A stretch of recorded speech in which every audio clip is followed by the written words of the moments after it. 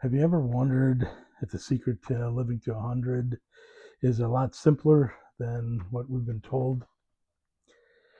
Because most people think it has something to do with intense exercise and workouts, super strict diets, and consistent optimization, or latest in biohacking, or the latest greatest fad that you hear.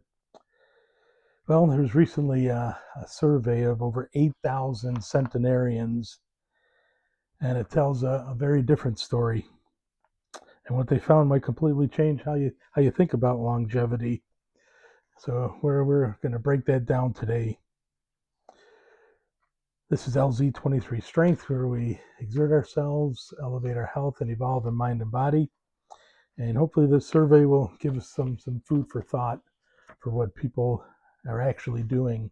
Because a lot of times we'll hear things on the internet, on YouTube, from the experts that are in their 30s, 40s, 50s, maybe 60s. How about hearing it from people who have actually done it? I always think about that there's a lot of folks that talk about this field of health span and longevity, but they're still pretty young. We don't know if their suggestions are actually even going to work, how long they're going to live. But here's 8,000 centenarians, those who have reached 100, and from all across the earth. So let's hear. There's actually 7 points that the survey identified. And in this video, that's what we're going to talk about, each one. So the very first one is that they all have a sense of purpose. That's the strongest predictor. It wasn't exercise, it wasn't their diet. It was having a sense of purpose, having a reason to wake up every day and to get out of bed, to get them moving, to do things. They felt needed.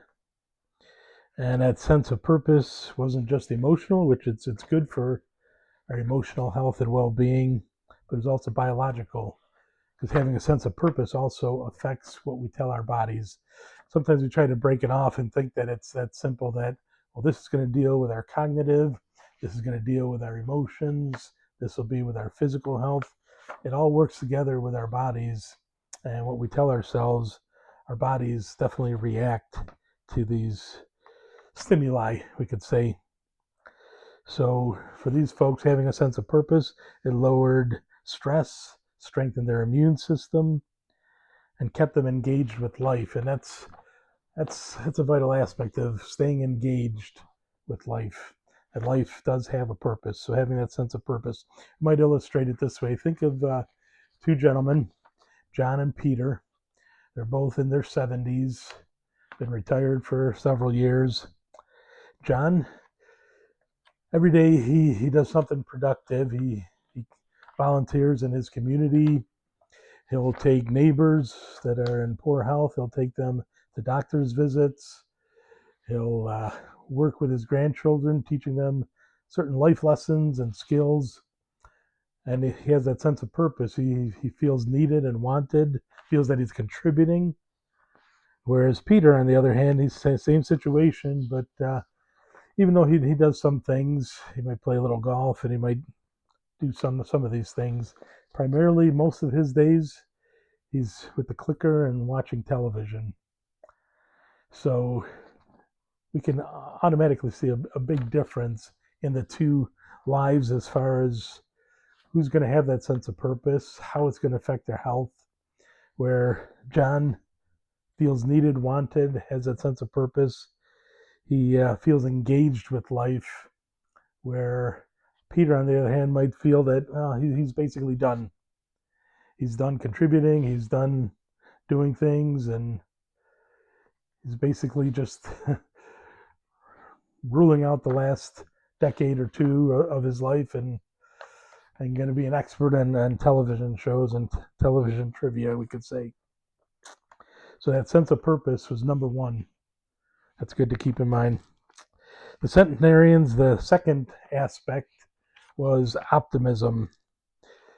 Now, they didn't have perfect lives or had easier lives than other people, but they had a better way of looking at life. They had ups and downs and had difficulties and challenges, but they practice an adaptive optimism, which is a mental habit of looking for the silver lining even when life is difficult. And the nice thing with that is that it can and should be cultivated, having optimism. So it means finding meaning in challenges rather than being crushed by them. So we could go through scenarios a lot like this often, as far as people going through the same situation, and how they look at it is going to have a big impact on their health and on their viewpoint. But being optimistic is going to definitely change things. So the practice of gratitude on a daily basis is really a survival skill, to be grateful. And the good news is that we can retrain our brain to be more optimistic by just starting with a simple choice to make a habit of looking for one good thing each and every day. One good thing in our lives that will definitely have an impact on our bodies and in our spirit.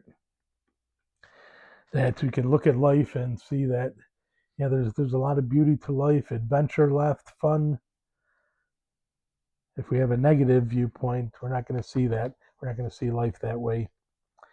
And negativity, chronic negativity especially, it doesn't just affect our mood. As we said, things can affect our mind, our mood, our emotions, but it's going to affect our bodies biologically. So a negative outlook triggers a cascade of stress on our bodies, resulting in negative health outcomes. So our second point of these centenarians, these 8,000 in the survey, being optimistic, being grateful, having a positive attitude. The third area deals with moderation, and this comes to their eating habits. These 8,000 that were surveyed, they didn't follow extreme diets, and we know it seems like every week or every month there's something on the internet where this is the way you should eat, change your whole life, and this is the way you should eat. That's not what they did. They basically ate with awareness.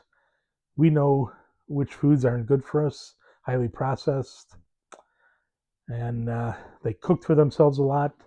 We live in a time where highly processed foods are the normal, and a lot of folks don't cook for themselves. It's microwaving other people's meals, and eating out seems to be the order of the day for most people. So in general, these centenarians basically ate not the whole plate and more, but basically about 80% till they're 80% full. And that's a philosophy found in Japan a lot, and I had a video about this where they have a saying called harahachibu, and that's where they basically ate till they're about 80% full. Here in the United States, we do the opposite. It's usually to an extreme, but chronic overconsumption leads to chronic inflammation, and inflammation does do us bad things to our body. And again, the good news even here is that we can start having moderation right at the very next meal. We can start to do this. The fourth area that centenarians prioritized, or basically as we're talking about these things, just want to emphasize this is a way of life.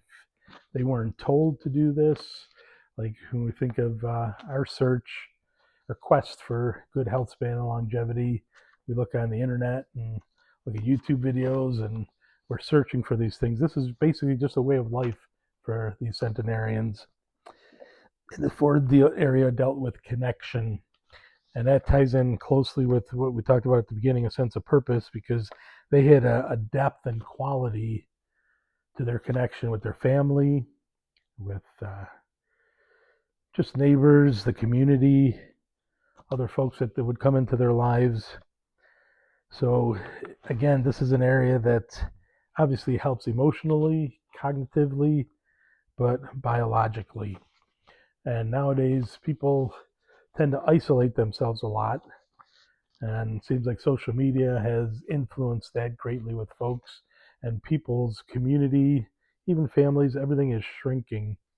And there's something called the loneliness epidemic is taking place, especially here in the United States, but it's happening in other areas of the world too. So the idea of keeping connection, it's going to help alleviate stress and pressures, being able to talk to other individuals, help other individuals. It goes hand in hand with having that sense of purpose. The fifth area deals with movement. And when we think of movement again, we think of the internet and videos where the latest, greatest workout, this is what you should be doing, this style. And there are many exercises and workouts. I've talked a lot about them that we need to do. But again, for them, it was just a way of life for them. They just naturally moved. They didn't consider it training. It was just the way they lived their lives. They walked regularly, they gardened, and it was throughout the day and throughout their life that they moved. Again, here in the United States, and it's becoming more of an issue worldwide, people are sedentary and spend so much time, whether they're sitting in their car, sitting at their desk, at home, sitting on a couch. A lot of sitting and not enough moving. And again, here the centenarians, that's a big aspect of their lives, that they're moving.